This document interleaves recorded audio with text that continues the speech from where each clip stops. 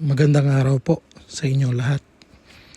Kung nandito po kayo sa channel ko na nanonood ng video, kung nakikinig po kayo ngayon dito sa mga sinasabi ko at pinapanood nyo itong video na to sa mga oras na to, gusto ko lamang po sabihin na hindi ito coincidence. Hindi po ito basta-basta na lang nagkataon. May reason po bakit kayo nakikinig dito. Marahil naghahanap kayo ng mapapakinggan na kwentong Nazareno.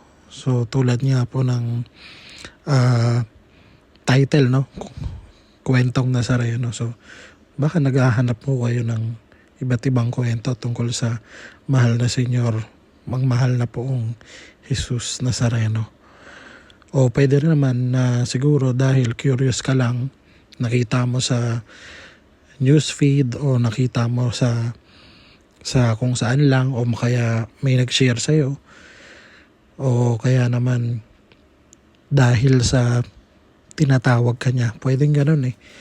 Parang yung sa Birhen ng Manawag, na pag naisip mo daw ang Birhen ng Manawag, pumunta ka kasi nga nananawag daw yung Birhen. So ganun din to. Hindi ko sinasabing coincidence to. Hindi ako naniniwala na coincidence. Merong rason ng lahat ng nangyayari. Lahat na nangyayari may dahilan. And baka tinatawag ka niya, kaya ka nakikinig ngayon. So ako po, nagdesisyon po ako magsimula ng mag-share o magbahagi ng mga kwentong Nazareno para kahit papaano mapakilala ko po sa inyo yung devotion ko sa mahal na poong Jesus Nazareno. Bukod doon, nais ko rin maka-inspire, maka-motivate, lalong-lalo na po doon sa mga gutom na gutom sa inspirasyon ngayon. Yung mga taong lugmok na lugmok ngayon, yung parang katapusan na ng mundo, hindi na alam ang gagawin.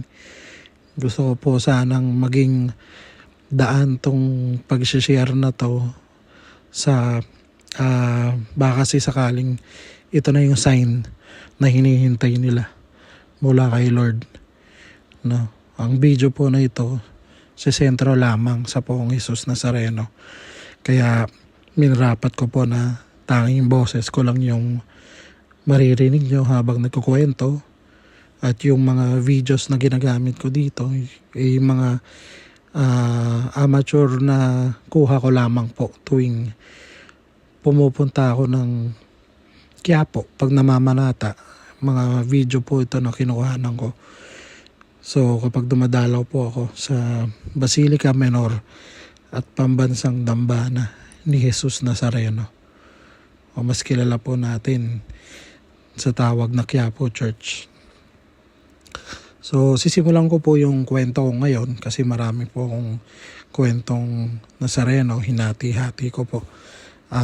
Kung hindi nyo po napakinggan yung episode 1, yung kinuwento ko po doon yung kung paano ako nagsimula ng pagiging deboto, paano ako naka-experience ng himala. So kung hindi nyo pa po napapakinggan, may playlist po dito sa channel ko. Pwede nyo pong balikan. Kasi para po sa akin, syempre, yung pinaka-memorable para sa akin is yung pinakauna. Yung pinakaunang pagpapakita niya sa akin or pinakaunang milagro. So, yun po ang pinaka-memorable sa akin. So, ngayon po, ang ibabahagi ko naman po yung isa sa naranasan ko sa trabaho. Nung may trabaho na po ako. So, nung may trabaho na po ako, kung tama ang pagkaalala ko, mga 8 years na po yata yung nagdaan. So, 8 years ago, nagkaroon ng mga setbacks, nagkaroon ng mga pagsubok. Medyo nagkaroon kami ng hindi pagkakasundo nung isang supervisor. At at first, ano naman, hindi naman kami yung talagang nagtalo ng nagsigawan o ano lang, nagkaroon lang ng tinatawag namin na war emails. Pero nagkapasensyahan din naman after nun. Kaya lang, syempre unang trabaho ko po at sobrang passionate ko sa trabaho. May mga nabitawan ako doon na hindi magagandang salita. At kung maalala nyo po, doon sa isang episode po natin, kinuwento ko na lumaki po ako sa squatters area for 22 years. Kaya masasabi kong nandun yung medyo yung matapang na ugali ba na parang lahat na lang or palagi na lang ready makipagtalo, makipag-away. Bukod doon ay bata pa po ako that time, so masasabi ko mas mature na po ako ngayon. Pero nung mga panahon na yun, masyado akong passionate, masyado akong bata, and hindi rin ganong kaganda yung kinalakihan kong lugar. Kaya masasabi kong yun yung mga contributors kung bakit may mga nasabi akong hindi magaganda doon sa immediate superior ko. And dahil nga may nasabi akong hindi maganda, nasampahan niya ako ng kaso sa kumpanya namin. So, technically, parang niya akong pina-HR, ganun po. Kung alam niyo po yung ganong term, no? Yung pina-HR, napatawag ka ng HR, nagkaroon ng investigation, and nagkaroon ng hearings, mga ganon. Eventually, kapag na-found na guilty ka, pwede kang matanggal, pwede kang mawalan ng trabaho, o depende rin sa manager mo. Pwede niya ring harangin yun at pakiusapan, gawin na lang suspension, work suspension without pay. Depende yun sa gravity ng nagawa mo. So yung sa akin, yung sa side ko, papasok siya sa discourtesy. Kasi nga may mga nasabi akong hindi maganda through email. Nung una, nung nagharap-harap kami, syempre nandun yung galit, nandun yung inis na bakit ba ako nirereklamo nito? Totoo naman yung mga sinabi ko, no? So usually ganyan tayo pag medyo emotional. But very passionate tayo sa trabaho. Ganun minsan na yung hindi mo nakokontrol yung emotion. At kung yung end goal mo lang is maging successful yung project mo o maging successful yung team mo, minsan talaga na nakakalimutan mo na yung mga dapat mong sundin na rules and regulations pag nasa loob ng kumpanya. So wala naman nangyaring pisikalan, yun lang talaga, verbal. Pero ayun nga. So nung mga panahon na yun, syempre, down na down din ako kasi parang kakakuha ko pa lang ng housing loan. May binabayaran ako. Tapos doon pa nga lang sa housing loan, ang sakit na ng ulo ko. Kasi kailangan kong ang diskartehan lagi para masiguro na mababayaran ko yung loan at hindi mawawala yung bahay. Kaso, yun nga, nagkaroon ako ng kaso. So, ang unang pumasok sa isip ko nun, baka mawalan ako ng trabaho. Pag nawalan ako ng trabaho, syempre, ano yung bahay, hindi mababayaran. Makukuha ng bangko, masasayang yung pera. Ganon yung mga una kong mindset nung kinausap ako ng manager namin, kaharap yung bisor ko, kasama yung parang acting supervisor ko rin that time. So, wala naman akong nagawa nung hinain yung papers na nandun yung kaso. Pero though may investigation naman na magaganap at hearings, ang hindi ko lang siguro matanggap doon is may mga nalaman akong mga tao na supposed to be kaibigan sana namin. Kaso parang medyo na-exage ba? At naging medyo gawa-gawang storya na lang. So, out of 10, actually out of 10 dun sa kinaso sa akin, parang naka-line item siya na 10 piraso. At out of 10 na yun, siyam dun, I was able to, nagawan ko ng paraan na ma-rebut or ma-invalidate siya during nung mga hearing, during nung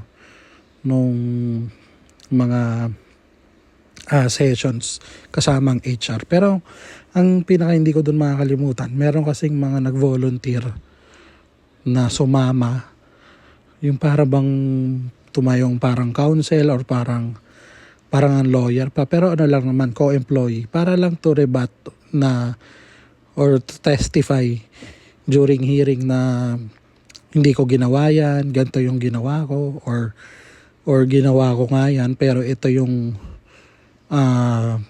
goal, ito yung reason bakit ko ginawa yan, ganyan. Yung mga ganun ba. So, thankful din ako nung kasi sa mga ganun panahon kasi doon mo makikilala yung mga tunay na kaibigan mo, tunay na nagbibigay importansya sa'yo, yung mga ganun.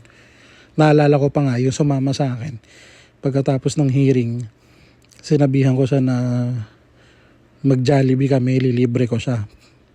Dahil as a way of thanking him, no, yung pagpapasalamat.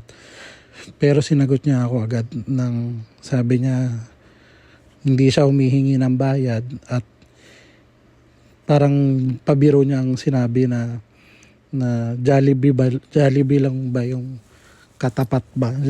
Tingin ko ba dapat ko siyang bayaran ng Jollibee para doon sa ginawa niya. Kumbaga parang doon ko lang ba mini-measure yung pagkakaibigan namin. Parang ganun. So sabi niya sa akin ganun. Tapos hindi na kami nag-Jollibee nun. Pero pinatunayan niya lang din na magkaibigan kami. At samahan niya ako doon. Dadamayan niya ako. Kaya nakakatawa. Pero ang isa pang pinaka hindi ko malilimutan is nung mga panahon na nung binigay sa akin yung papel. Siyempre, nung binigay sa akin papel, na dismaya ako at nung pauwi na ako, mangiyak-ngiyak ako nun. Nalala ko nun na parang bawat intersection, naluluha ako. Pag nakastop, magpupunas muna ako ng salamin at mata. So, habang nagda-drive pa uwi, ang pinaka hindi ko makakalimutan ay yung sa isang intersection. So, sa labas to, sa kalsada, kasi alam mo yun, ang dami mo nang iniisip na, bakit nangyayari to? Pinagtanggol ko lang naman yung team ko, pinagtanggol ko lang yung project namin. Tapos biglang ngayon, nakasuhan pa ako, mga ganon. Matatanggal pa ako sa trabaho, mga ganon. Ganun yung laman ng isipan ko. Tapos pagdating na lang sa isang intersection, nakastop kami. Kasi may dadaan yung kabilang side, no? So habang nakastop kami, biglang nag-traffic. At sakto naman, napunta sa harap ko yung isang jeep. Yung isang jeep na mayroong mahal na pong Jesus Nazareno. Yung design ng mga jeep, alam niyo naman yung mga design sa jeep sa gilid, may imahe ng Nazareno, tapos yung sa harap may nakalagay din ng Nazareno. Nung particular, yung mismong panahon na yun, yung mismong moment na yun, sobrang na-touch ako. Sobrang hindi ko alam kung ano mararamdaman ko kasi down na down ka, ang daming nasa isip mo, ang dami mong tanong, naiinis ka, galit ka, tapos nag-aalala ka dun sa bahay mo na posibleng mawala pag nawalan ka ng trabaho. Sabay biglang magpapakita sa iyo yung mahal na pong Jesus Nazareno sa pamamagitan ng jeep na yun. So sa iba, sige, sasabihin nila coincidence lang yan. Pero ako na isang deboto, hindi ako naniniwala sa coincidence lamang, no? Naniniwala ako na lahat ng nangyayari may dahilan talaga. At alam nyo, pagkatapos nun, lumakas yung loob ko. Pagkatapos ko makita yung mahal na senyor, lumakas ang loob ko. Sabi ko sa sarili ko, paraan ni Lord yun to tell me, para sabihan ako na huwag akong matakot, huwag akong magamba. Kasi may reason, may rason, may dahilan bakit nangyayari yung mga bagay-bagay. Kaya naman, lalong lumakas ang loob ko. So, nagkaroon man ako ng kaso, napawalang sala ako dun sa ibang kinaso sa akin.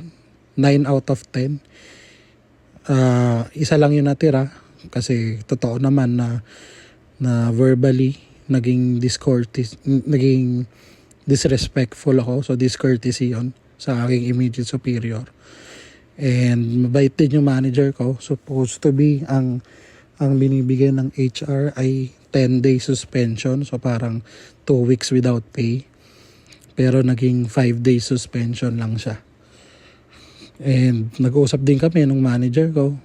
Nag-sorry ako, nasabi ko, alam ko dapat nagtatrabaho lang kami. Kaso biglang nagiging ganun pa. Yung nagkakaroon pa ng mga, alam niyo yun, marami nang issue sa trabaho. Tapos biglang magkakaroon pa ng personal issues. No? So nag-sorry rin ako sa manager ko. And pasalamat din siya. And then nagsabi siya ng parang advice, mga ganon. Yung manager ko nun, kilalang terror na masungit. Pero masasabi ko, nakuha ko rin yung respeto niya. After nung mga panahon na yon,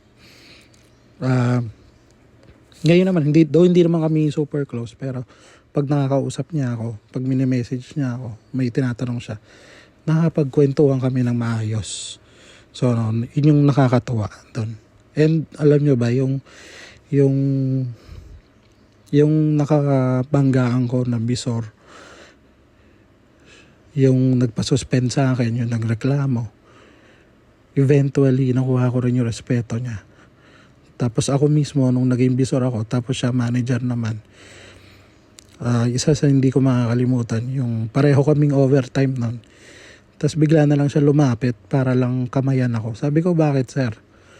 Sabi niya, gusto ko lang sabihin sa'yo na proud ako sa'yo. Sabi niya sa akin gano'n. Kasi dati daw, nung nagsimula daw ako, kumbaga para masaya siya na nakita ko na simulan niya nakita niya ako nagsimula sa kumpanya na fresh graduate. Tapos nakita niya rin ako na bisor na at nakikipag debate sa mga ibang stakeholders or sa ibang bisor. Parang ako na yung nagpe-present, ako na yung nagfa-facilitate ng isang presentation, ng isang nagre-report ako sa director, sa senior manager. So, pag-alis niya, sa totoo lang, naiyak ako sa pwesto ko. Kasi, ang dating sa akin is vindication yun nung mga nangyari noon. Kasi, sa totoo lang, nung nagtalo kami noon at na-suspend nga ako. Sa amin kasi, pag na-suspend ka, parang iba ang tingin sa'yo ng mga tao. Parang napakasama mong tao. Parang gano'n, no? Pero nung kinamayan niya ako, natuwa ako. Kasi para sa akin, vindication yun ng lahat ng pinaglalaban ko na hindi naman ako masamang tao. May naging emotional lang. And ayun nga, mataas na rin yung respeto ko sa kanya. Nakakatawa rin na minsan nag-approach siya. Nagulat nga ako na pumunta pa sa bahay. Kaya lang wala ako sa bahay noon. Para lang mga musta. Nakwento lang ng tatay ko na may pumunta daw na katrabaho. Sabi ko yung dati kong manager yun. Dati kong bisor. Kaya lang kasama ko naman yung nanay ko noon na nasa palengke ako. Hindi kami nakapagkita. Pero yung thought pa lang, diba? It's the thought that counts nga, diba? So, nakakatawa ang mahal na senyor na Nazareno na sa ganung yung kung titingnan mo yung kinuwento ko, nagsimula kami nagtalo kami. At nagsimula sa inis na inis ako, galit na galit ako. Pero ngayon masasabi kong nire-respeto ko siya. At masasabi ko rin na nire-respeto niya rin ako dahil doon sa mga sinabi niya. So nakakatuwa kasi lahat talaga ng nangyayari may dahilan. So sana yung mga makakarinig din ito pag nagkaroon kayo ng katampuhan o kaaway, sana huwag niyong isara yung pinto, no? So sana maging tayo lagi, maging professional tayo lagi. Hindi ko sinasabing tama yung mga nasabi kong verbally na disrespectful. Hindi yun tama kahit kailan. Pero kung may panahon tayong mainis o magalit, dapat may panahon din tayo magpatawad at may panahon din tayong mag-reflect at mag-isip. Isipin natin kung ano ba yung gusto ng mahal na Poong Jesus Nazareno. Yun na, doon tayo lagi bumalik tayo sa ano ba yung gusto ni Lord, no? Kasi pag meron kang sama ng loob, sarili mo lang yung pahihirapan mo. Ang gusto lagi ni Lord is bitawan mo yung sama ng loob na yan. Bitawan mo yung bigat na nararamdaman mo. Pagpasa Diyos mo na lang lahat. Diba? So, dito po nagtatapos yung episode na to. Sana po suportahan nyo po yung mga iba pang episodes, yung mga in-upload ko nung una at yung mga i-upload ko pa po sa susunod. Kung nais nyo po magbahagi din, kung meron po kayong sariling kwento, pwede nyo po akong email at babasahin ko po dito para po mabahagi natin sa mga kadeboto. Mabahagi po natin sa mga iba pang nakikinig na nais din maging deboto. At hindi po natin alam, no? Kasi malay nyo yung kwento nyo, yun na yung hinihintay niyang sign, diba? So wag kayong mahiya, send nyo lamang po sa kwentongNazareno@outlook.com. Wag po kayo mahiya kasi napakasarap po sa pakiramdam kapag yung mga kwento nyo ay nakakatulong sa iba dahil na-inspire at motivate sila. Higit po sa lahat, posible kasi na, yun nga, sinabi ko, yung baka naman yung kwento nyo, yun ang hinihintay nila na marinig, no? Gusto nilang ma-inspire sa mga kwento nyo. Tulungan natin sila sa pamamagitan ng pananampalataya natin kay Lord, kay mahal na Senyor, no? Sa mahal na Poong Jesus Nazareno. Ako po ay isang mental health advocate din. Kaya naniniwala po ako na pag nag-share tayo ng mga kwento, baka sakaling nakasalba tayo ng buhay. So ako kahit po hindi ko kilala sa Facebook, pag may nabasa lang ako, minsan mini-message ko pa para lang sabihan na wag sumuko at lakasan lang ang loob, no? Lalo na yung mga nababasa kong sobrang na-pressure sa trabaho. Yan, nakaka-relate ako dyan. Sa pressure sa pamilya or sa mga kung ano-ano pang pagsubok sa buhay. Nakakatuwa rin yung mga hindi ko naman minessage, hindi ko naman in-approach, pero meron kasi akong pinost na picture, meron akong pinost na quote, meron akong pinost na parang storya, kinuwento ko doon, tapos bigla silang mag-message, magpapasalamat na, salamat, shinare mo to kasi nakatulong sa akin. So nakakatawa makarinig ng ganon. Hindi natin alam, baka makasalba tayo ng buhay ng iba, no? So yun yung mga pinaka-iniiwasan natin, yung mga taong nawawala na ng pag-asa, yung mga taong gusto na mag-suicide. Yun po yung gusto natin na priority natin sila na masalba. Yung mga nalulugmok na. So kung meron po kayong kilalang ganon, i-share nyo po yung mga videos natin para baka makasakaling makatulong yung mga kwento natin. Baka sakali makatulong ang mahal na Senyor, mahal na Poong Jesus Nazareno. So, dito ko na po tatapusin ang video na to. Huwag niyo pong sanang kalimutan mag-like, comment, share, and subscribe.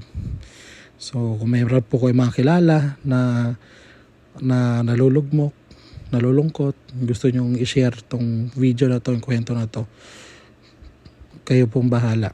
Pwede po. Maganda po yun.